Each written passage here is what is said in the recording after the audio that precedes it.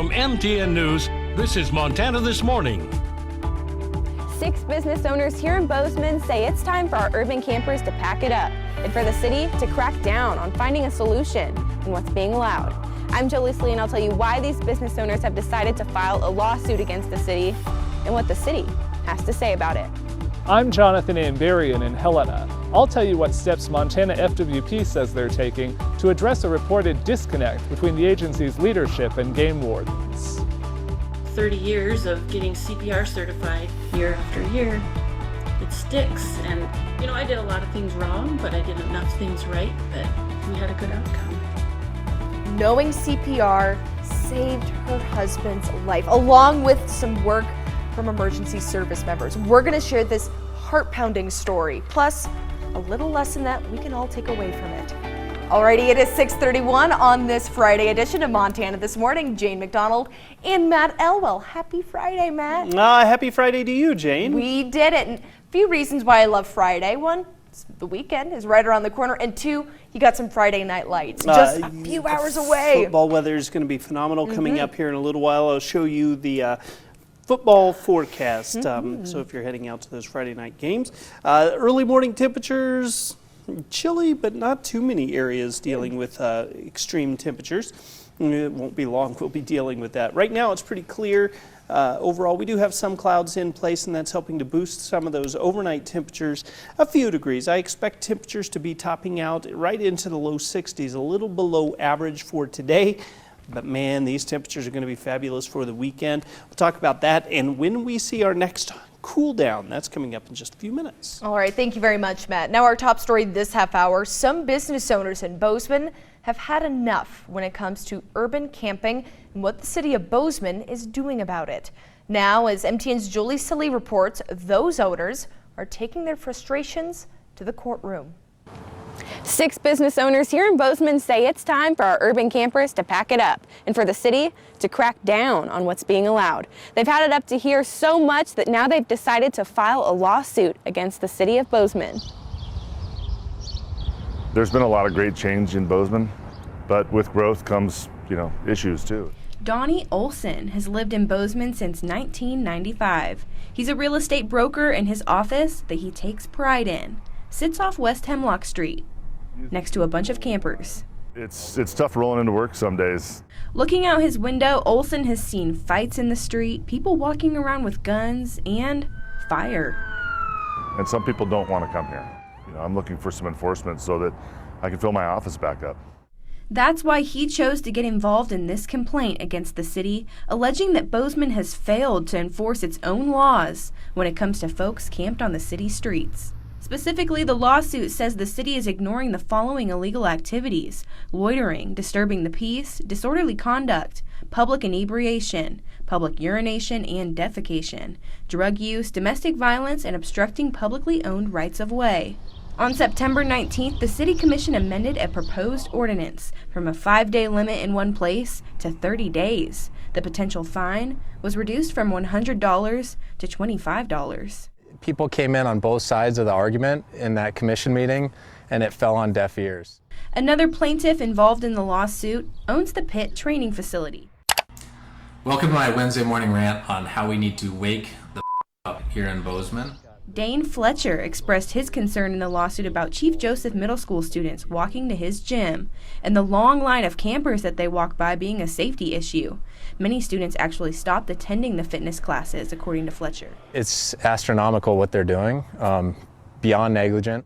Filed by Bozeman attorneys, the lawsuit asks the court to order the city to move the urban encampments from near the plaintiff's businesses and submit a detailed plan with deadlines and action items. We reached out to the city, and they said their response will be publicly available once filed. I guess in the future, my hope is that we'd see our city officials step up, try and come up with a solution that's like a model for other communities that are going to be affected by this. In Bozeman, Jolie Sully, MTN News. Thank you very much, Jolie. Definitely an issue we'll keep on top of and bring you the latest. Now, in a similar vein, this next story. It's a growing problem in Flathead County. Inoperable cars, campers, and trailers left all over county roads, some being used for living spaces before being deserted altogether. Flathead County service members are left to clean up the mess, often putting themselves into dangerous situations. MTN's Sean Wells takes us to a cleanup site in Hungry Horse. I'm in Hungry Horse, where dozens of Flathead County resources are being used to clean up a massive mess that is costing taxpayers thousands of dollars. So doing something completely different, they're out here doing this. Getting pulled away from your normal day job to clean up somebody else's mess. That's the case for Flathead County law enforcement, solid waste, and road and bridge department workers, cleaning up inoperable vehicles and trailers left behind on county roadways. There's a lot of resources being here that basically the taxpayers are the ones that are paying for this. You know, this isn't part of our budget per se.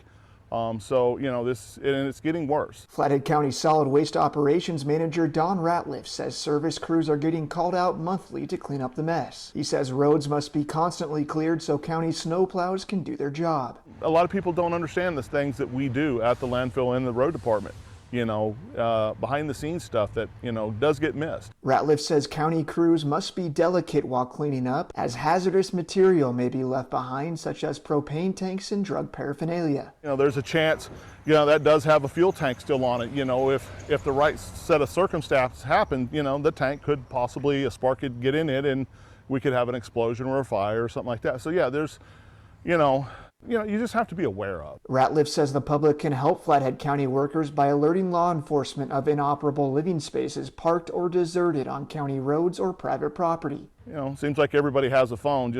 Usually a quick pick, you know, goes a long ways. He says it takes a community effort to keep Flathead County roadways clean and safe. We want everybody to be safe. You know, we like Montana, we like it clean, or I know I do. You know, that's why I'm in the landfill business, is to make sure that it gets put to bed right. In Hungry Horse, Sean Wells, MTN News. Thank you very much for that report, Sean. Now on the statewide level, a recent state audit of Montana Fish, Wildlife, and Parks found evidence of a disconnect between game wardens and department administrators. Thursday, FWP leaders told a legislative committee they're taking steps to improve those relationships. MTN senior political reporter Jonathan Amberian has more on what led up to this point. On Thursday, both the director of Montana Fish, Wildlife, and Parks and representatives of Montana's game wardens told the Legislative Audit Committee there have been positive steps in improving the agency's work culture after an audit that was released this summer. As painful as it may be, I believe that acknowledging your shortcomings, figuring out ways to move forward is part of being a good leader. The Legislative Audit Division did a performance audit on FWP's Enforcement Division. It found many wardens felt previous leaders in the division wanted them to prioritize a law enforcement role, responding to things like drug and alcohol violations on public lands, and that was taking away from their traditional duties in wildlife management and working with landowners and the public. In addition, a survey found half of wardens felt they had experienced retaliation or intimidation from management. FWP Director Dustin Temple said the department accepted all of the audit's recommendations. He said with Montana's growth and rising recreational use, the job for wardens has changed. But he said FWP is going to re-emphasize the traditional role they've had. We want our officers to be the best trained and best equipped to handle any situation they might encounter. That said, their focus in their day-to-day is conservation law enforcement. Leaders also said they're working on ways to streamline a data management system that tracks wardens' duties, after the audit found inconsistencies in how the information is collected and used. For a number of years, we've been tracking many things that, quite frankly, did not need to be tracked. We didn't know why we were tracking them and what we were using them for. The auditor's survey found there had been improvements since new leadership took over, and Dirk Paulson, president of the union that represents wardens, echoed that in Thursday's meeting. Our membership is excited about the future and hopeful that FWP continues to prioritize relationships over process. FWP is planning to do another survey on working culture later this year, and they hope that will give an updated picture on how things are changing.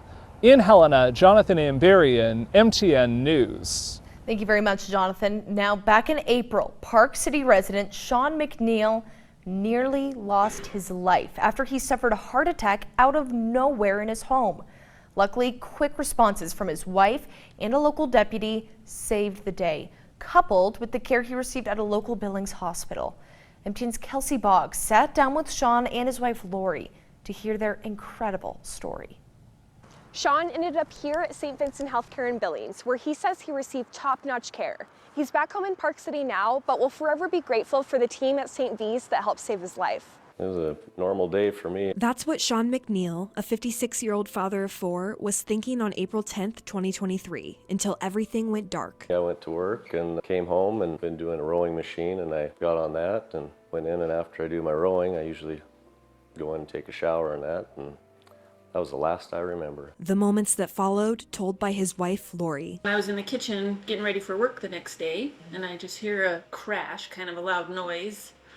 And I thought, well, that's strange. Strange, but also a warning for what was happening. Then I heard it again, so then I went back to the bathroom and found him laying on the floor. She sprung into action, calling 911, then putting her training as an occupational therapist to work. Pulled him around so I could start CPR. You know, I did a lot of things wrong, but I did enough things right that we had a good outcome. Shortly after starting CPR, Stillwater County Sheriff's Deputy Dalen Richard arrived on scene with an AED in tow. We shocked him twice, and then the ambulance showed up maybe 10 minutes after that, and then it was a third shock, and then that revived him. Lori and Richard saved Sean's life. I knew she'd do whatever it took, but to be able to be here and be thankful for it is another thing. Sean was transported to St. V's in Billings, where Dr. Simon Malte took over after Lori's quick thinking. His wife, she did CPR, and then enough that he was stable enough to bring him to the hospital. One of the primary things that we recognize is the amount of education, outreach, and things like that we do in the community. This shows the benefit of that. Saturday's annual Saints Ball will raise money for cardiac, stroke, and trauma care to continue that work. It's the focus this year because we're responding to the community's needs, those life-saving needs in those areas. And we're really excited because we're celebrating 125 years. 125 years of life-saving care right here in Billings. You can't go anywhere in the country, or probably in the world, that you're going to have as good a care. I mean, the surgeons are excellent, and the nurses, I mean, they cared for me like I was special to them. In Billings, Kelsey Boggs, MTN News. I mean, so many things can be learned from that story. One out of many is just learning one life-saving skill like CPR can make all the difference in the world. Now, we're going to take a short break here on Montana This Morning, but when we come back, who doesn't want to save a buck? But how far can $1 really go? I'm John Matteries. Dollar stores are selling more and more food items these days to help you save money. But should you be buying your grocery staples at a dollar store? That story coming up.